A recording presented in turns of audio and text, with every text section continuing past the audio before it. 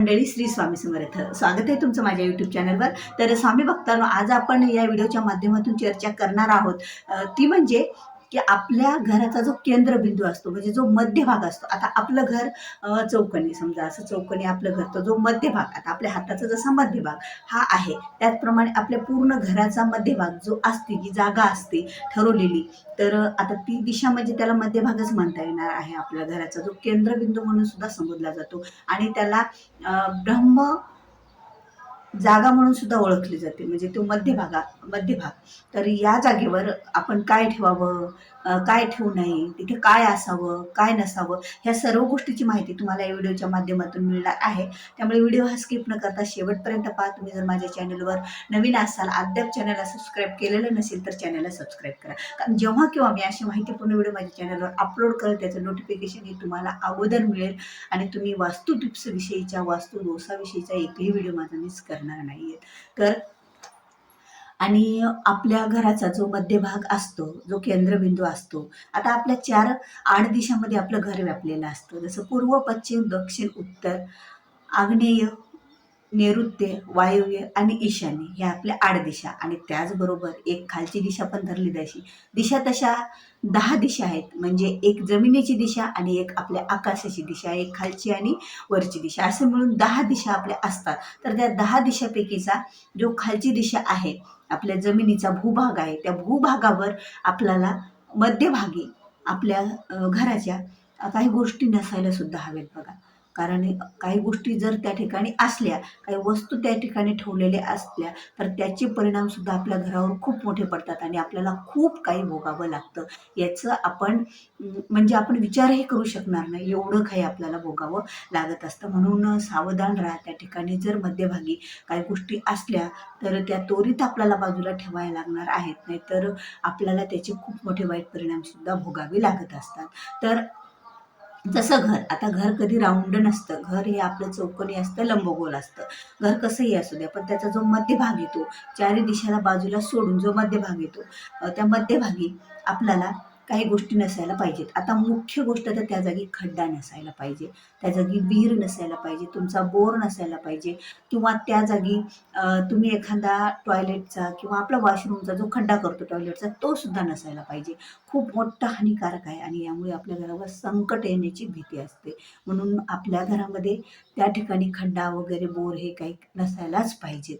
ही गोष्ट म्हणजे खरंच आपल्यासाठी एवढी हानिकारक आहेत आणि याचे एवढे वाईट परिणाम आपल्याला भोगावे लागतात की आपली प्रगती कधी होत नाही. आपण म्हणतो ना की अरे हे काय खड्ड्यात चाललंय, म्हणजे तो अक्षरशः खड्ड्यात जात नसतो, पण तो प्रगती होत नाही त्याची, तो वर चढत नाही. ते जे काही कष्ट घेतो, मेहनत घेतो, ज्याचं काही काम असतं त्या घरातल्या व्यक्तीचं, तर त्या व्यक्तीची प्रगती होत नसते. कुठेतरी त्या घराची प्रगती थांबते आणि घरावर संकट पण यायला सुरुवात होत असते.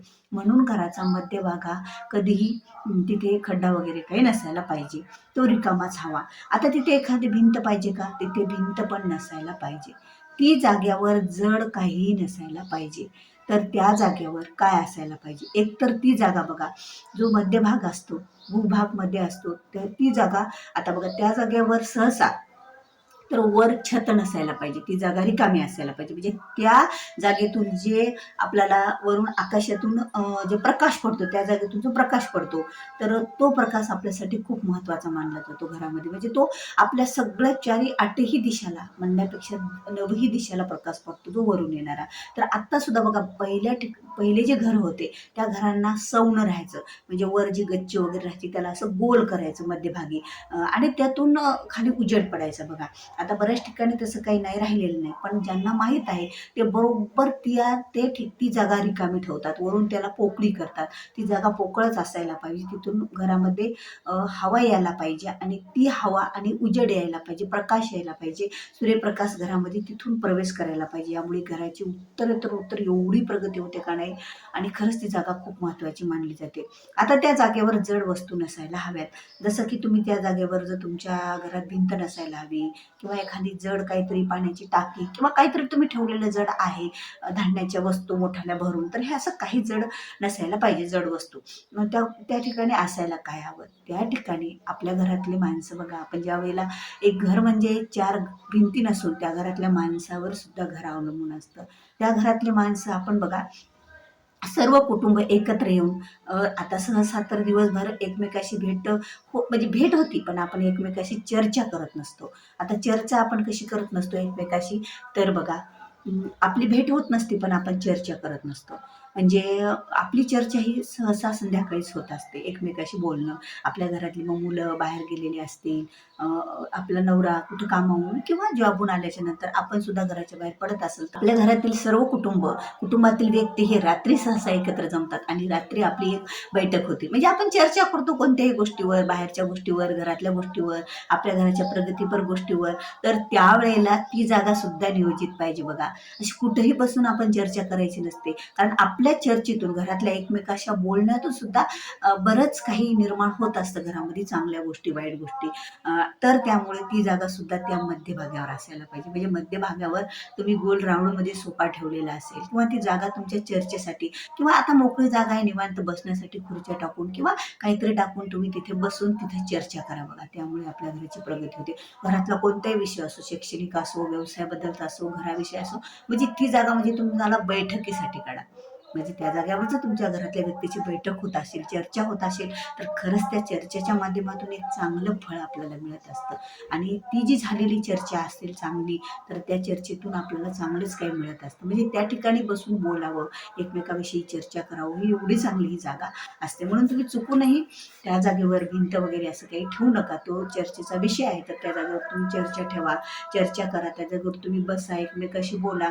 मग त्या जागेवर बसल्यानं घरातील एकमेकाच्या व्यक्तीचं प्रेम सुद्धा वाढत जातं. घरातली भांडणं पण कमी होतात, घरातले वादविवाद पण कमी होतात, घरावर येणारे संकट पण टळत असतात, घरावर येणारे विघ्न पण टळत असतात. एवढी महत्त्वाचा आपल्या घरातला केंद्रबिंदू, मध्यबिंदू आहे. त्यामुळे या मध्यबिंदूला आपल्याला खरंच ती जागा वास्तू त्या जागेवरचा लागायचा नसेल, तर ह्या गोष्टी तुम्ही टाळा. आणि खरंच त्या गोष्टी जर या ठिकाणी जर काही ह्या गोष्टी असत्या, तर त्या टाळा आणि ज्या गोष्टी पाहिजेत त्या गोष्टीच त्या ठिकाणी ठेवा, त्या वस्तू ठेवा. तिथे तुम्ही सोफा ठेवू शकता बसण्यासाठीचा. आपण एखादं तिथे बसण्याचं नियोजन लावू शकतो. ही जागा तेवढ्यासाठीच पाहिजे. ती जागा मोकळी पाहिजे. तिथे बसून फक्त बसायला, त्या जागेवर कुठलीही एखादं आता घराचं मोठं भिंत बांधताना किंवा एखादा आपण म्हणतो ना, की जे पिल्लर असतं घराचं ते सुद्धा त्या जागेवर येऊ द्यायचं नाही. ती जागा अगदी रिकामी ठेवायची आहे आपल्याला. आणि तिथून ये-जा सुद्धा आपल्या घरात ती जागा अशी पाहिजे, की त्या जागेतून आपण सगळ्या रूममध्ये गेलो पाहिजे आपल्या घराच्या. त्यामुळे ती जागा खरंच खूप महत्त्वाची आहे आणि खरंच त्या जागेवर चर्चेचा विषय सुद्धा खूप महत्त्वाचा मानला जातो. तर खरंच जर या ठिकाणी ही वस्तू असेल तर सावधान राहा. नाहीतर खूप काही भोगावं लागेल. याचे परिणाम सुद्धा वाईट भोगावे लागतील आपल्याला आपल्या जीवनावर. तर भेटूया पुन्हा अशाच एका नवीन माहितीपूर्ण व्हिडिओसोबत. तोपर्यंत श्री स्वामी समर्थ. जय जय स्वामी.